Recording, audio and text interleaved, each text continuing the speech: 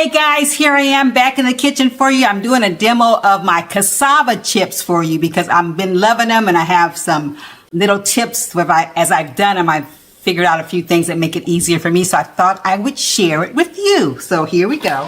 This is the brand that I use. I'm sure there's other brands, but this is the brand I use, and it's called multi-purpose cassava flour.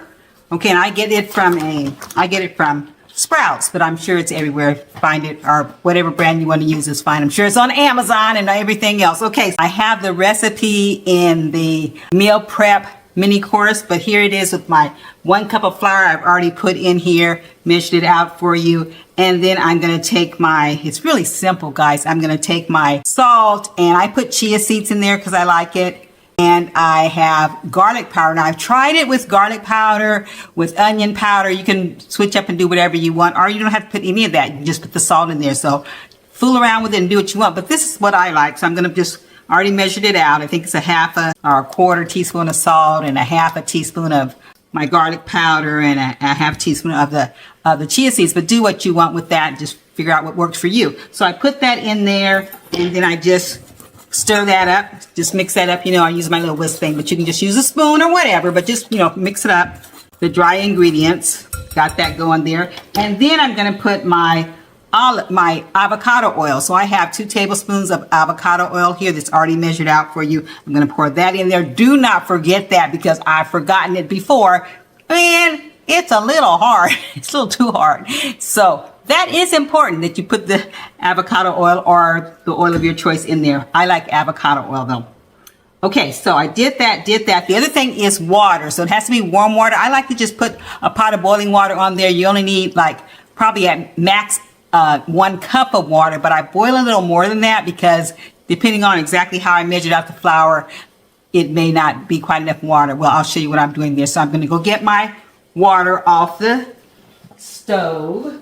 Going back, so here's my water, and what I do, I measure mine.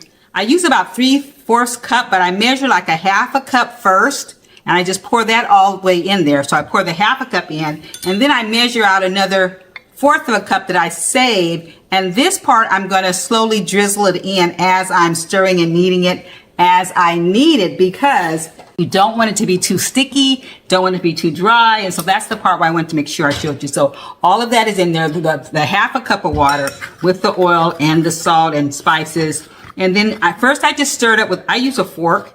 I just stir it up with the fork and kind of get it going here.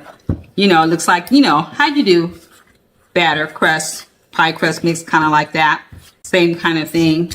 And so once you get it so where it's kind of clumping up a little bit, that's where I'm going to take the 1/4 a cup of water, and I'm not going to put the whole 1/4 in at one time. You drizzle a little bit in, and then you keep stirring it together, and you want it to all form to a ball, right? So I have some here now. I have it about this much. At that point, I'm going to put a little bit of my 1/4 a cup in there, not a lot, maybe like 1/4 of the 1/4.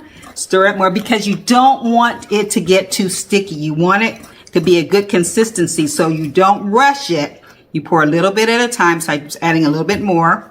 And when it's almost to where most of the powdery look is gone from it, then you're going to start kneading it. I'm going to put a little bit more water before I knead mine. So I've used about half of the 1/4, so that's about 1/8, huh? Yeah, you math students. That's about an eighth more of the water in there. Got it in there. And then you're supposed to knead it. Now, I don't know if this is the monk in me or what, but lately, as I've gotten on in years, I really haven't wanted to put my hands in, and all my hands are clean, guys. I did wash my hands, so my hands are clean, but I've grown accustomed to putting on gloves. So you do not have to put on the gloves in your own household for your own children and your own family. You don't have to put gloves on.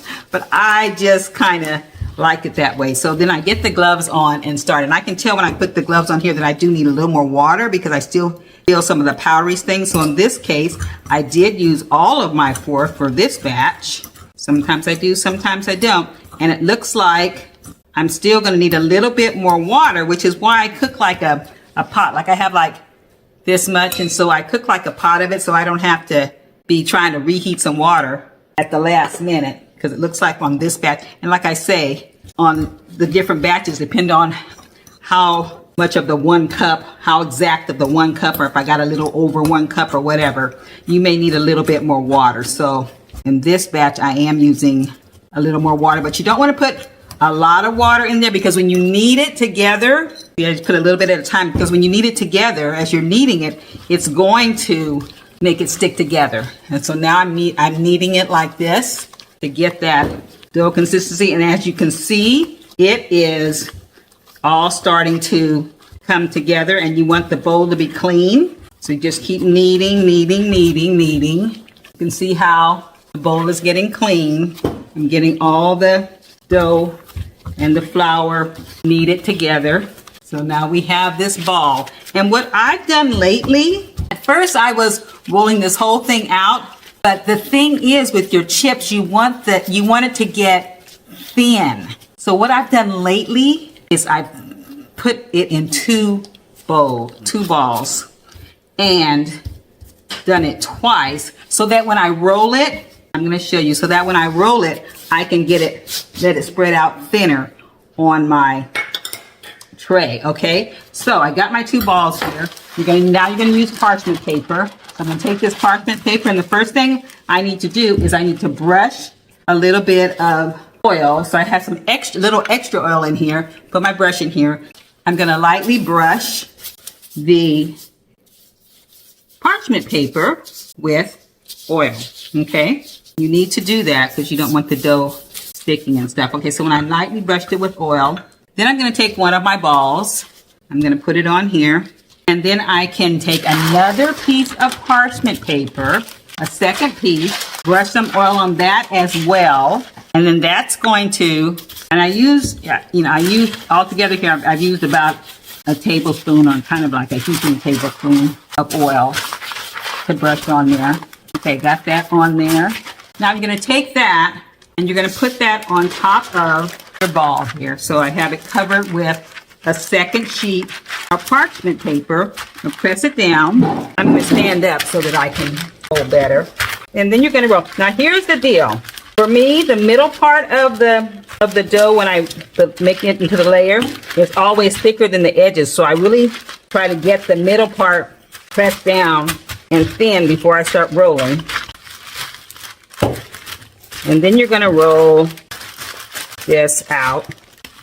And you want it, the thinner you get it, the better. They say like about an 1/8 inch thick. I like to get it really thin. You can see. I don't know if you can see. Let me move it down some.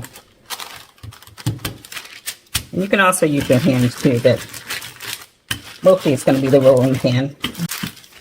And that's what I like using, dividing it into 2 balls. I like doing it that way because then I don't have to worry about making it turning out to be bigger than the tray, because I rolled it so thin I made the larger than the tray. So then when I finish this, I don't know if you can see, when I finish this, it's very thin. In fact, I can even get it a little thinner. Sometimes if I take the paper off and I still don't think it's quite thin enough, I just press it down with my hands. And as you do it more and more, you will know about how thin you want it, because you want it, the thinner it is, the crispier your chips are.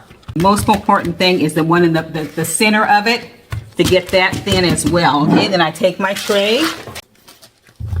This is my mommy's tray from long ago, and I'm going to put it on the tray with the parchment paper. Bottom layer of parchment paper stays on there. Okay, and I can go ahead and keep that flat. And now it's ready to go into the oven. Now, you know, this is like an amoeba shape, but that's okay, because after about 25-30 minutes, we're going to take a pizza cutter and slice it up and then flip it over. Okay, so we'll show you that when I'm ready for that. But right now, it's ready to go into the oven. Okay, this has been in the oven about 25-30 minutes, and as you can see, it is crispy, and I am carefully cutting it into chip sizes. You can be fancy if you want and do, those triangles if you want, but I don't feel like being bothered. As you can see, I am just making the squares, okay? So you see the one in the center is still kind of doughy. So I'm gonna have to still do those. So what I do is you turn it over, but if you see that they're crispy ones like this, these are ready. So this really doesn't need to be, these really don't need to be cooked any further. So you can kind of feel it and see if you feel it and it's kind of doughy. Let me put those over here. Those are ready. But if it's kind of doughy, this is ready. You just go ahead and turn it over to the other side. These are chips. You can tell those are chip. Turn over to the other side if it's ready. I mean, if it's not ready, turn it over to the other side. How thin you made it. These I made pretty thin. So the outer edges usually will be ready.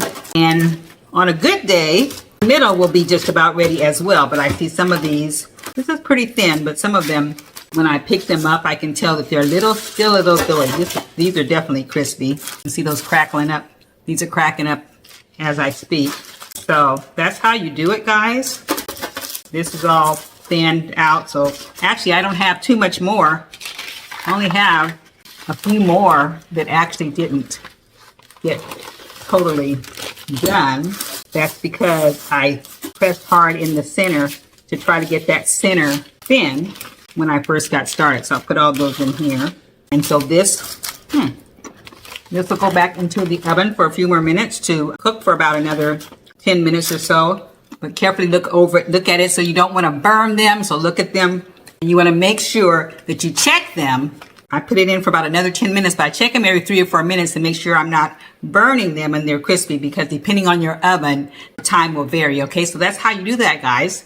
Okay, here is the finished product. These are my chips. This is from the one batch that I did. I split it into 2 balls and then I rolled out the one and made that, and then I rolled out the other. So it's giving you a good amount of chips there for you, for me and Oliver to eat up.